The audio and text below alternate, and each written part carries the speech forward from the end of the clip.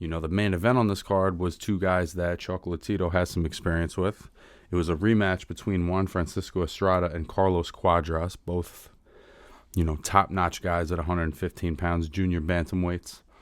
And, this is a rematch of a fight that was a 1-point victory across the board, right? I looked this up, and I remember watching their first fight.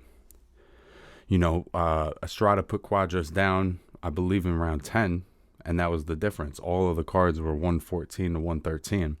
So this rematch absolutely made sense. It was a good, top-level opponent for Estrada, and I think a good way of gauging whether or not a rematch between him and Chocolatito makes sense is warranted. This is a very, very high-level opponent.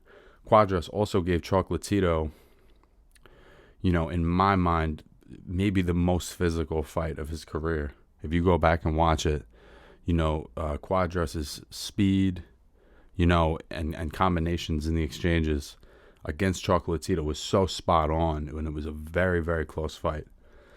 So, and it had Cuadras won, I would have loved to have seen a rematch with Chocolatito and Cuadras. So this was a win-win situation.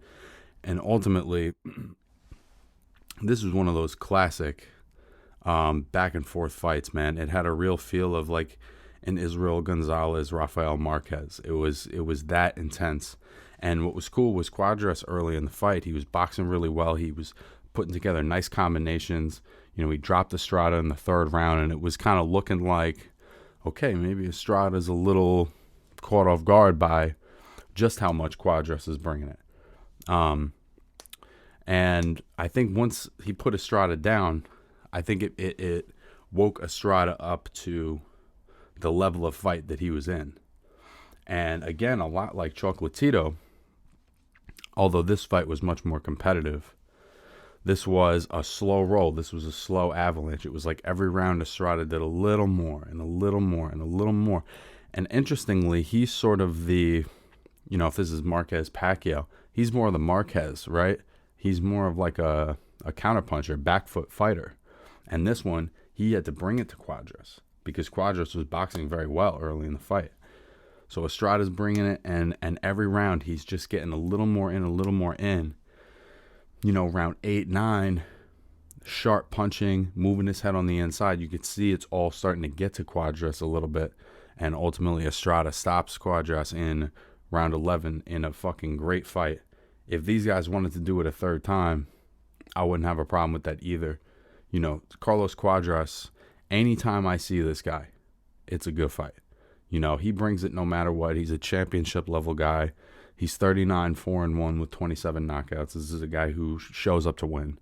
And, but for Estrada, I think ultimately what this means, and this is what was being talked about prior to the fight, what it means is that, he and Chocolatito are going to do a rematch. Chocolatito beat Estrada back in 2012.